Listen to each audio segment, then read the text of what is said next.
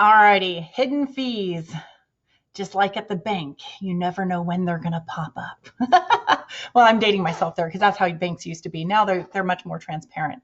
But our beloved insurance agencies, IMOs, FMOs, whatever you want to call them, they are not always so transparent. You know, it's so exciting getting in business with somebody. It seems like they're giving you a lot of help. There's a camaraderie that comes along with these things that it's very easy to not pay attention to the fine print. But the fine print is, after all, very important. So hidden fees. Where can these hidden fees pop up? They can come in many ways. One of them, leads. When you're building an agency, you must know ahead of time if you're going to be expected to pay for a certain percentage of leads for your downline.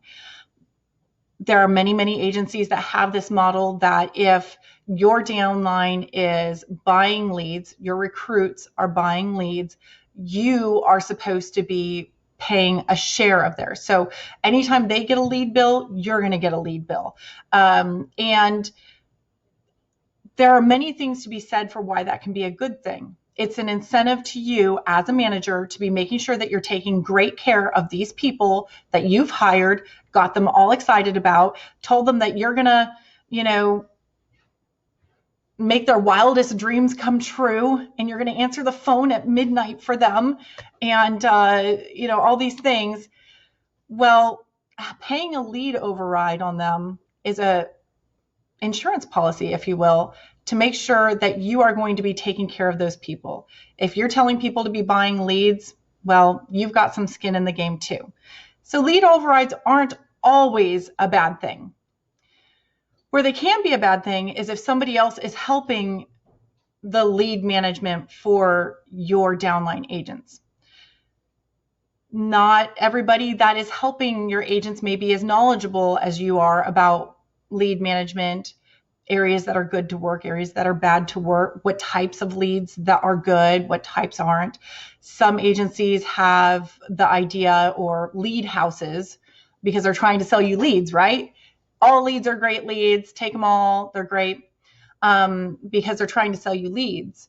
Others are more level-headed about it and recognize that maybe some are better quality than others. And then there's also some agents are better at working some types of leads and those that aren't. So when you have somebody else who's got their fingers in the pot helping to manage those leads, sometimes that can feel like, oh man, one less thing I have to do. That can be great.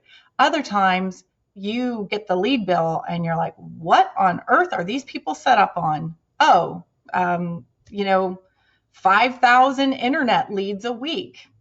That can be an expensive lead override. So hidden fees like that. Sometimes there are training programs that either you or if you're building an agency, you're required to be opted into certain training programs. Different agencies have different names for them. This is where when you're getting started with a brokerage, it's important to ask these questions and say, do I have to pay anything at all for training? Do I have to pay anything at all to go on trips? Like really lay it out for me. What are the fees involved? After I hit a certain level, what are the fees there? Am I going to be required to be pitching in for renting hotel space or any of these things that might come up that people get surprised by? Because the expectations at different levels of leadership within companies also comes with it different income obligations, I could say with that. And this is, you might be saying to yourself, well, my agency is not captive. I'm a 1099 independent contractor. Yes, I'm warning you about these because you probably are a 1099 independent contractor, and you're going to be completely shocked that there are indeed, in many cases, hidden fees, hidden requirements, and you need to be aware of them up front.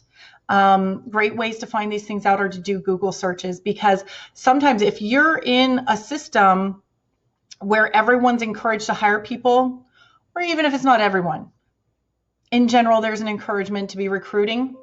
The person that hired you might have no idea about any of this stuff. You need to be talking to people higher up.